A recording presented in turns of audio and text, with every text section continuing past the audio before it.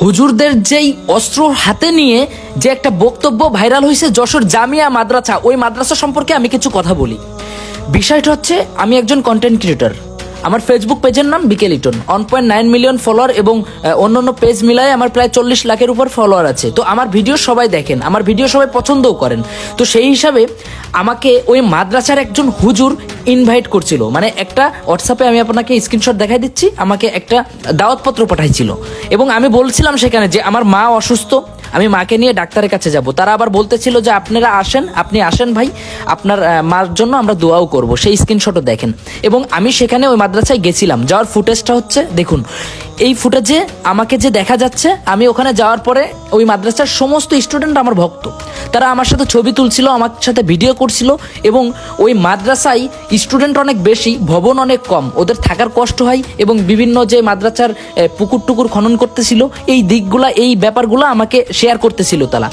ওই দিনই ওই মাদ্রাসায় বহিরাগতদের নিয়ে তাদের একটা অনুষ্ঠান হয়, যেমন খুশি তেমন সাজো একটা অনুষ্ঠানে।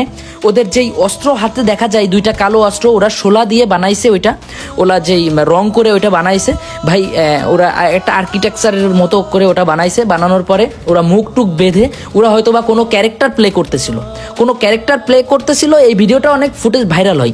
তো ওই ভিডিওটা ভাইরাল হওয়ার পরে ওই মাদ্রাসায়, যেহেতু আমি ওখানে আমাকে দাওয়াত করছিল, আমি গেছি, ওখান থেকে আমাকে অনেকেও ফোন দিছে। আমাদের যশোরের কিছু সাংবাদিক এবং আমার ডিবি অফিসের আমার কিছু ভাই আছে যারা আমাকে চিনে, তারাও আমাকে ফোন দিয়ে জানাইছে যে এই বিষয়টা কি।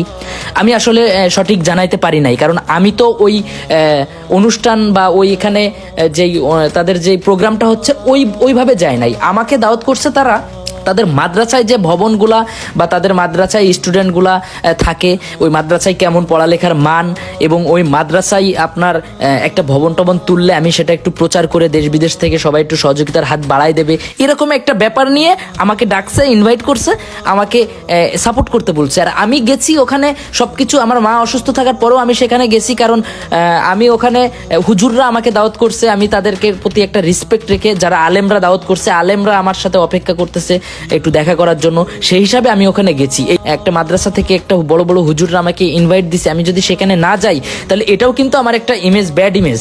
তো আমি সেই হিসাবে পজিটিভ থিঙ্কে আমি কিন্তু ওখানে গেছি। যাওয়ার পরে সারা দেশব্যাপী যখন এই ফুটেজটা ভাইরাল হলো, অনেকেই আছেন যারা এই ফুটেজটাকে রিয়েল হিসাবে প্রচার করতেছে। ইসলামিক একটা মাদ্রাসা, সেখানে এরকম অনৈতিক কাজ হবে প্রকাশ্যে, এটা কিন্তু কোনো দেশবাসী মেনে নেবে না এবং এটা কোনো সঠিক কাজ নয়। এই ভিডিওর পুরো ফুটেজ আসলে বিশ্লেষণ না করে যারা মন্তব্য করছেন বা যারা এটাকে সত্য নিউজ হিসাবে প্রচার করছেন, তারা হয়তো বা জানেই না।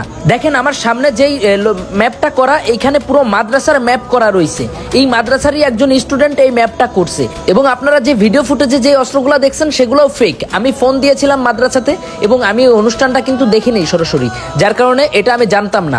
আমি যখন নিউজ পেলাম যে এই মাদ্রাসা সম্পর্কে এমন কিছু একটা নিউজ ভাইরাল হচ্ছে, তখনই আমি মাদ্রাসার হুজুরদের কাছে আমি ফোন দিয়েছিলাম এবং দেওয়ার পরে শুনলাম যে ওইটা যেমন খুশি তেমন সাজো একটা অনুষ্ঠান ছিল এবং সেই অনুষ্ঠানেরই একটা পর্ব ছিল, যেই পর্বে ওই মাদ্রাসার স্টুডেন্টরাই ফেক অস্ত্র বানিয়ে আফগানিস্তানের তালেবানদের একটা কি ক্যারেক্টার সেটা প্লে করতেছিল। আর এই ফুটেজটা ভাইরাল হয়ে যাওয়ার পরেই সারা বাংলাদেশ এবং বাইরের দেশগুলোতে প্রচার হচ্ছে যে এটা সত্য নিউজ এবং এই অস্ত্র নিয়ে প্রকাশ্যে ইসলামিক একটা সংগঠন বক্তব্য দিচ্ছেন এবং যশোর পুলিশ প্রশাসনের উপরেও চাপ আসতেছে যে তারা কি করে, এই বিষয়গুলো তারা খেয়ালে কেন রাখে না। আসলে একটা যেমন খুশি তেমন সাজো স্কুল বা কলেজ বা যে কোনো ভার্সিটিতে তো বিভিন্ন ধরনের সাজ সেজে কিন্তু সমাজের কিছু বিষয় তুলে ধরে, ঠিক তেমনই ইসলামিক এই যশোর জামিয়া মাদ্রাসাতে সাংস্কৃতিক অনুষ্ঠানে আফগানিস্তান তালেবানদের যেই একটা ক্যারেক্টার সেটাই প্লে করতেছিল ওই মাদ্রাসার স্টুডেন্টরা। এটা সম্পূর্ণই ভুয়া নিউজ।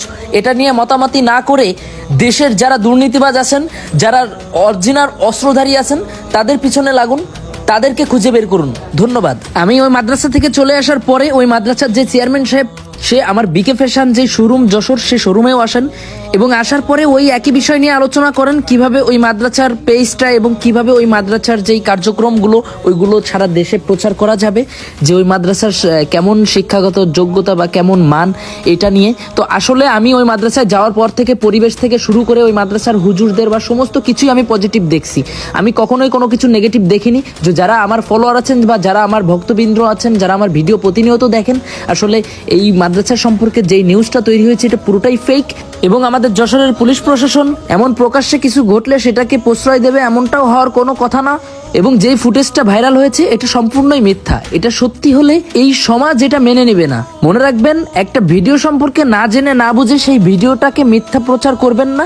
একটা ভিডিও মিথ্যা প্রচারের মাধ্যমে হতে পারে একটা বড় প্রতিষ্ঠানের বড় কোনো বদনাম। তাই জেনে বুঝে একটা ভিডিও শেয়ার করবেন, একটা ভিডিও প্রচার করবেন।